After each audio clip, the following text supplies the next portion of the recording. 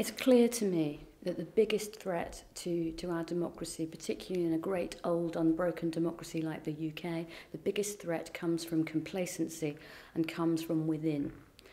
Terrorism, for example, can only provoke us into disproportionate, inappropriate, counterproductive actions that actually don't make us any safer, but certainly make us less free. Even President Bush, even in the moments after 9/11, wouldn't have contemplated, let alone suggested in public, the repeal of the American Bill of Rights. That would be unpatriotic. That would be giving the terrorists the victory. And yet, in the United Kingdom, senior politicians routinely talk about scrapping our modern Bill of Rights, which is the Human Rights Act. I think it's incredibly important that at the very least we all read the Human Rights Act and understand what it is we have to lose. I think one of the worst trends since 9/11 has been the sort of move towards the death of privacy, and in particular this idea that the innocent have nothing to fear, and that's just nonsense. We've seen the way that surveillance can be abused. We've seen the way that undercover police officers have gone into the environmental movement and formed sexual, intimate relationships with women over years and years when they were actually living a lie. We've seen undercover cops go into Doreen Lawrence's family and home when they should have been investigating her son's killers. So that's what I say to people who say nothing to hide, nothing to fear.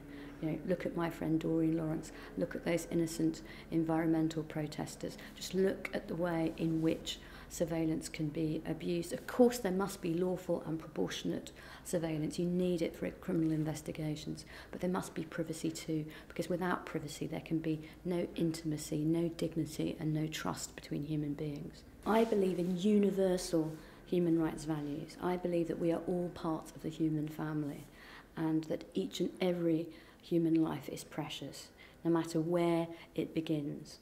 So I believe that a newly arrived asylum seeker and a newborn baby anywhere in the world are of equal worth.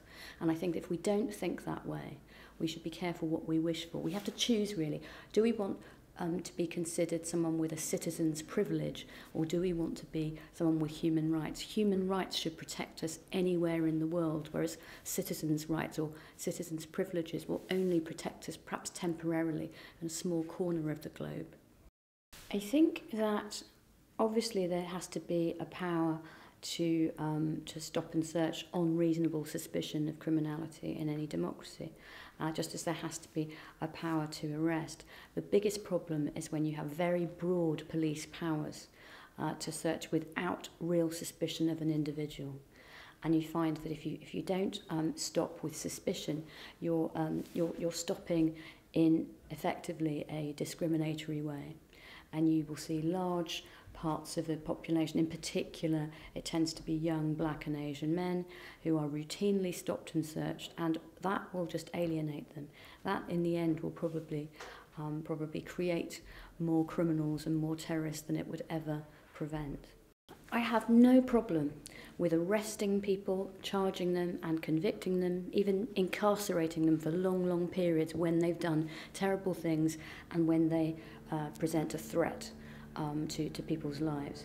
What I do have a problem with is a country like Britain trying to ditch its responsibilities, both in terms of giving fair trials to suspects and in terms of protecting the world by ditching its own citizens, by if you like dumping them like toxic waste into the international community, when they on the one hand could be innocent, in which case they're being terribly punished without a fair trial. On the other hand, if they are dangerous, they should be convicted and behind bars here in the UK. I am the product of immigration to the UK, so it's perhaps hardly surprising that I think that immigration has enriched this country just as it enriches the world. This is a shrinking, interconnected planet. And I think the idea that we can just divide ourselves up into little silos and insulate ourselves from things that are happening all over the world is really more foolish than ever it's been. I believe in an ethical press. I believe in an ethical press that complies with the law of the land, like everybody else, but better than that, an ethical press that holds itself to high standards.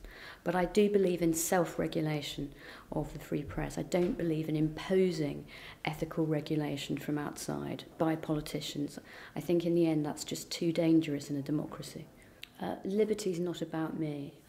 Liberty is the National Council for Civil Liberties. It's been around since 1934 when the hunger marchers were brutally oppressed by the Metropolitan Police in Hyde Park. And the spirit of liberty is a restless spirit of members.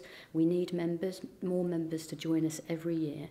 And it's the spirit of values in respect to fundamental rights and freedoms. They run very, very deep in this country. No torture, free speech, personal privacy, fair trials, equal treatment under the law, perhaps the most important principle of all. And I have no doubt that the energy of my colleagues and my members will keep this organisation going for at least another 80 years. I think that special relationships shouldn't just be between governments and politicians. I think that special relationships should be between ordinary people as well. The United States is another very old democracy with very deeply held values, including the belief in liberty and in fairness and equal opportunity and so on. Perhaps one of my best friends in the world, particularly in human rights campaigning, is Anthony Romero, who runs the American Civil Liberties Union. So I want people to understand that you don't have to be anti-American to want to shut down Guantanamo Bay.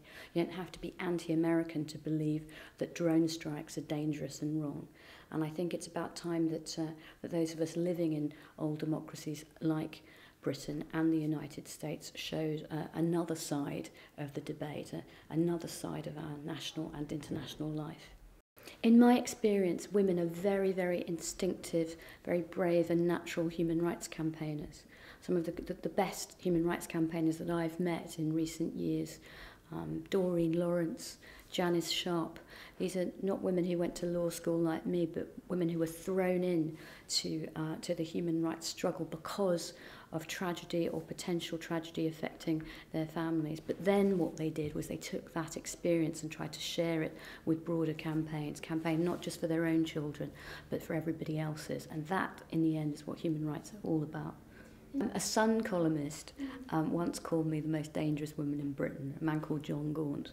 And it was a wonderful moment, and I've dined out on it ever since. But the really interesting twist about Mr. Gaunt was he used to have a massive problem with me and think that I was someone who was all about defending foreigners and terrorists and people not like him. But of course, then what happened was he was very unfairly, summarily sacked from his radio programme one day, and he found that the only way to try and get redress in relation to the way that he'd been treated was under the Human Rights Act, because Article 10, of course, gives him and everyone the first express right to free speech in this country, and he has a case pending in the European Court of Human Rights. So I like The Most Dangerous Woman in Britain because it's clearly a bit of a joke, but it's also a reminder to me that people do actually love human rights, their own. It's just other people's that are sometimes a problem. I think the most important message in the book is if you want to protect your own children, you have to protect other people's children too. As I've said, we all love human rights, our own. We need to care about other people's human rights too, because we're all so interconnected. We need to remember that when we're promised new bills of rights that will only be for good people or only for people like us. We just better be careful what we wish for, because you won't know what you had till it's gone.